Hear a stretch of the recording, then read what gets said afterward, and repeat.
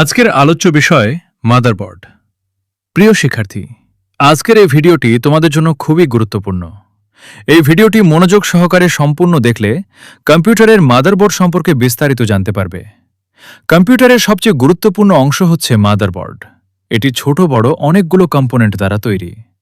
প্রতিটি কম্পোনেন্টের নির্দিষ্ট কিছু কাজ রয়েছে। আজ তোমরা মাদারবোর্ডের কম্পোনেন্টগুলোর কাজ সম্পর্কে ধাপে ধাপে জানতে পারবে।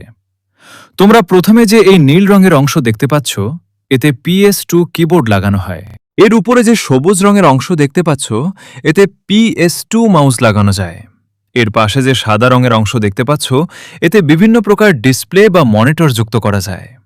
এর উপরে যে নীল রঙের অংশ দেখতে পাচ্ছ, এতেও কম্পিউটার মনিটর যুক্ত করা যায়। এর পাশে যে অংশটি দেখতে পাচ্ছ, এটি হচ্ছে HDMI পোর্ট। এটি একটি ভিডিও আউটপুট ডিভাইস। এর সাহায্যে প্রজেক্টর বা স্মার্ট বোর্ড কম্পিউটারের সাথে যুক্ত করা যায়। এর পাশে যে পোর্টগুলো দেখতে পাচ্ছ, এগুলো হচ্ছে USB পোর্ট। এর সাথে USB পোর্টেবল বিভিন্ন ডিভাইস যুক্ত করা যায়।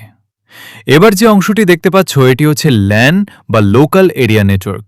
এর সাহায্যে কম্পিউটারের সাথে ওয়াইফাই লাইন সংযোগ দেওয়া যায়। এর পাশে যে পোর্টগুলো দেখতে পাচ্ছ, এগুলো অডিও পোর্ট হিসেবে পরিচিত। এর সাথে মাইক্রোফোন বা স্পিকার যুক্ত করা যায়। এবার যে অংশটি দেখতে পাচ্ছ, এটি হচ্ছে AGP কোড। এর সাথে গ্রাফিক্স কার্ড যুক্ত করা যায়। এখানে যে অংশটি দেখতে পাচ্ছ, এটি হচ্ছে PCI পোর্ট। এর সাহায্যে কম্পিউটারের বিভিন্ন যন্ত্রাংশ যেমন সাউন্ড কার্ড যুক্ত করা যায়। এই পোর্টগুলো হচ্ছে SATA কালেক্টরের সাথে হার্ড ডিস্ক বা CD ড্রাইভ যুক্ত করা যায়। এটি হচ্ছে RAM স্লট। এটিকে বলা হয় CPU সকেট। এখানেই কম্পিউটারের প্রসেসর লাগানো থাকে। সবশেষে যে পিনটি দেখতে পাচ্ছ, এটি হচ্ছে কুলিং ফ্যান পিন।